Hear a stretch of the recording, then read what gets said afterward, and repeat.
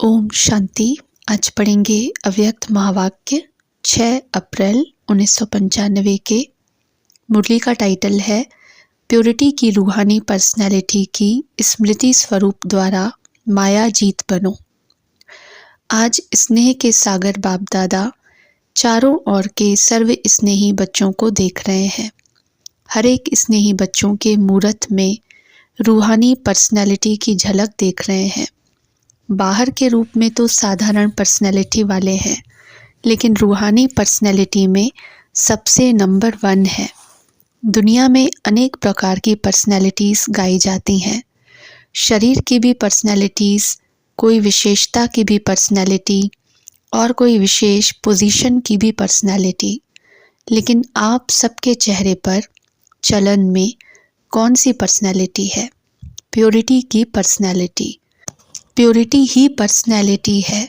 जितना जितना जो प्योर हैं उतनी उनकी पर्सनैलिटी न सिर्फ दिखाई देती है लेकिन अनुभव होती है।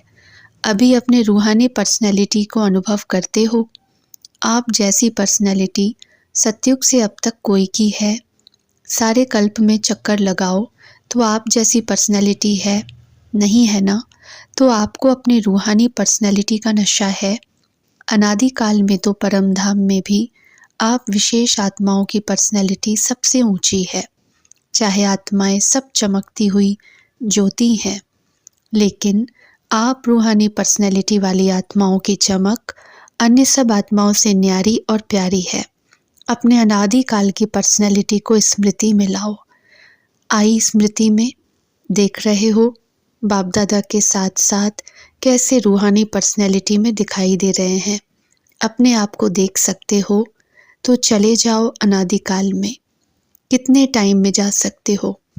जाने में कितना टाइम लगेगा?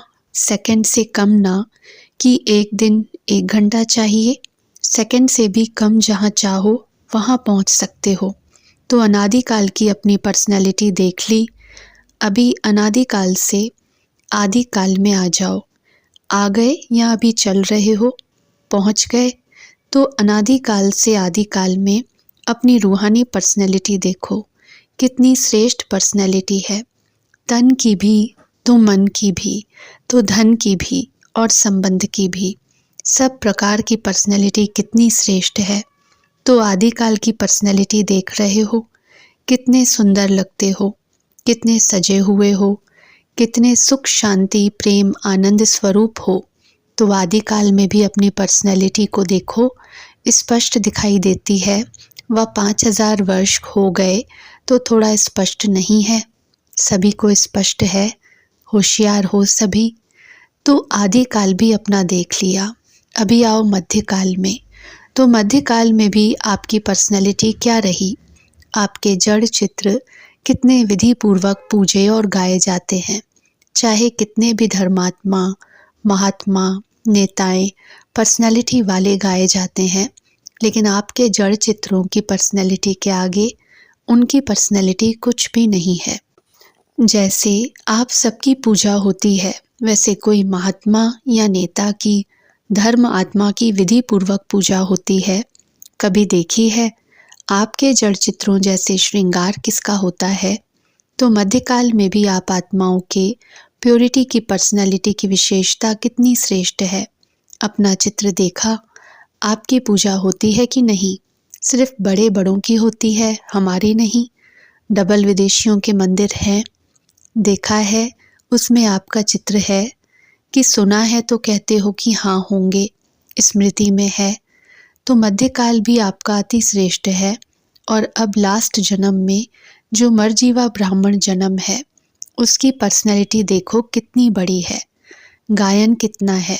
कोई भी श्रेष्ठ कार्य अब तक भी आपके नामधारी ब्राह्मण ही करते हैं। चाहे ब्राह्मण अभी ब्राह्मण रहे नहीं हैं, लेकिन नाम के तो ब्राह्मण है ना। आपके नाम से आपकी पर्सनैलिटी के कारण वो भी श्रेष्ठ गाए जाते हैं। तो ब्राह्मण जन्म की पर्सनैलिटी कितनी श्रेष्ठ है। आदिकाल, अनादिकाल, मध्यकाल और अब अंतकाल, सारे कल्प में आपकी पर्सनैलिटी सदा ही महान रही है। लौकिक पर्सनैलिटी वालों का अगर नाम भी आता है तो कोई विशेष बुक में उन्हों का नाम आता है, फलाने फलाने हैं, लेकिन आपका नाम किस में आता है? साधारण बुक में नहीं आता है, शास्त्रों में आता है। जो भी आदिकाल से शास्त्र बने उसमें किसके चरित्र हैं, किसका गायन है, किसकी कहानियाँ हैं। तो लौकिक पर्सनैलिटी वालों का गायन विशेष बुक में होता है और आपका गायन शास्त्रों में होता है। और शास्त्रों को कितना रिगार्ड देते हैं, बड़े विधि पूर्वक शास्त्र को संभालते हैं, उसको भी बड़े पूज्य के रूप में देखते हैं। जो सच्चे भक्त हैं वो शास्त्र को विधि पूर्वक रखते भी हैं और पढ़ते भी हैं, ऐसे रिवाजी किताबों के माफिक नहीं रखते। तो अपनी पवित्रता की पर्सनैलिटी को सदा ही इमर्ज रूप में स्मृति में रखो। जानते हैं या हैं तो हम ही, ऐसे मर्ज नहीं, स्मृति स्वरूप में रखो। जिसके बुद्धि में ये इमर्ज रूप में स्मृति रहती है तो स्मृति ही समर्थि का आधार है। और जहाँ समर्थि है वहाँ माया आ सकती है। समर्थ आत्मा के पास माया का आना असंभव है। मेहनत करने की आवश्यकता ही नहीं है। माया का काम है आना, लेकिन आपका काम अभी समय प्रमाण भगाना नहीं है। माया आई और भगाया नहीं, आपका काम है सदा माया जीत रहना। तो माया जीत हो व माया को बार बार भगाने वाले हो। अभी भगाना पड़ता है, थोड़ा थोड़ा वो दर्शन देने के लिए आ जाती है। नहीं ना, डबल फॉरेनर्स ने माया को सदा के लिए भगा दिया या भगाते ही रहते हैं। क्या हाल है, माया सदा के लिए भाग गई, अभी नहीं आएगी ना। कि थोड़ा थोड़ा आए, कोई हर्जा नहीं। फिर भी आधा कल्प की दोस्ती है, फ्रेंड है ना, उसको ऐसे ही छोड़ देंगे, आवे ही नहीं। सुनाया ना कि समय समाप्त होने के पहले बहुत काल का माया जीत बनने का अभ्यास चाहिए, अंत में नहीं हो सकेगा। अगर अंत में माया जीत बनने का पुरुषार्थ भी करेंगे तो क्या हाल होगा। बाप दादा तोते की कहानी सुनाते हैं ना कि तोते को कहा नलके पर नहीं बैठना, पर नलके पर बैठकर ही बोल रहा था। ऐसे ही अंत काल में अगर बहुत काल का अभ्यास नहीं होगा तो मन में सोचते रहेंगे कि मैं आत्मा हूँ, मैं आत्मा हूँ, लेकिन माया का प्रभाव भी होता रहेगा। और कोशिश भी करेंगे मैं आत्मा हूँ, मैं आत्मा हूँ, लेकिन होगा ही नहीं। इसलिए क्या करना है, अभी से माया जीत बनने का अभ्यास करो। और उसका सहज साधन है अपने रूहानी पर्सनैलिटी को स्मृति स्वरूप में रखो। पर्सनैलिटी वाले की निशानी क्या होती है?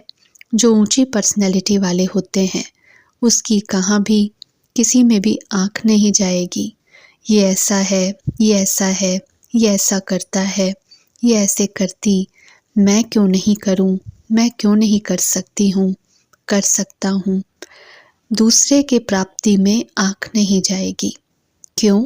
रूहानी पर्सनैलिटी वाला सर्व प्राप्तियों से संपन्न है, स्वभाव में भी संपन्न, संस्कार में भी संपन्न और संबंध संपर्क में भी संपन्न, भरपूर। वो कभी अपने प्राप्तियों के भंडार में कोई अप्राप्ति अनुभव ही नहीं करेगा। क्यों? रूहानी पर्सनैलिटी के कारण वो सदा ही मन से भरपूर होने के कारण संतुष्ट रहता है। आँख दूसरे की प्राप्ति में तब जाती है जब अपने में अप्राप्ति अनुभव करते हो। तो कोई अप्राप्ति है क्या? गीत क्या गाते हो? अप्राप्त नहीं कोई वस्तु ब्राह्मणों के खजाने में। ये गीत मुख से नहीं मन से गाते हो ना। जो गाते हैं वो हाथ उठाओ। अच्छा, डबल विदेशी भी गीत गाते हो? अच्छा, बाप दादा आज चारों ओर के बच्चों की प्योरिटी की पर्सनैलिटी चेक कर रहे थे। प्योरिटी की परिभाषा को भी अच्छी तरह से जानते हो। प्योरिटी सिर्फ ब्रह्मचर्य व्रत नहीं, ब्रह्मचर्य व्रत में तो आजकल के सरकमस्टेंस अनुसार कई अज्ञानी भी रहते हैं। ज्ञान से नहीं लेकिन हालतों को देखकर। कई भक्त भी रहते हैं, वो कोई बड़ी बात नहीं है, लेकिन प्योरिटी को सारे दिन में चेक करो। पवित्रता की निशानी है स्वच्छता, सत्यता। अगर सारे दिन में चाहे उठने में, चाहे बैठने में, चाहे बोलने में, चाहे सेवा करने में, चाहे स्थूल सेवा की व सूक्ष्म सेवा की, लेकिन अगर विधि पूर्वक नहीं की, विधि में भी अगर ज़रा सा अंतर रह गया तो वो भी स्वच्छता अर्थात पवित्रता नहीं, व्यर्थ संकल्प भी अपवित्रता है। क्यों? आप सोचेंगे कि हमने पाप तो किया ही नहीं, किसको दुख तो दिया ही नहीं, लेकिन अगर व्यर्थ चला, समय गया, संकल्प गया, संतुष्टता गई, तो आपके पवित्रता की फाइनल स्टेज के डिग्री में फर्क पड़ जाएगा। 16 कला नहीं बन सकेंगे, 15 कला, 14 कला, 15.5 कला नंबरवार हो जाएगा। तो अपवित्रता सिर्फ किसको दुख देना या पाप कर्म करना नहीं है, लेकिन स्वयं में सत्यता, स्वच्छता विधि पूर्वक अगर अनुभव करते हो तो पवित्र हो। निकल गया, बोलना नहीं था लेकिन बोल लिया, तो इसको क्या कहेंगे? मालिक हैं, इसलिए अमृत वेले से लेकर रात तक अपने संकल्प, बोल, कर्म, सेवा सबको चेक करो।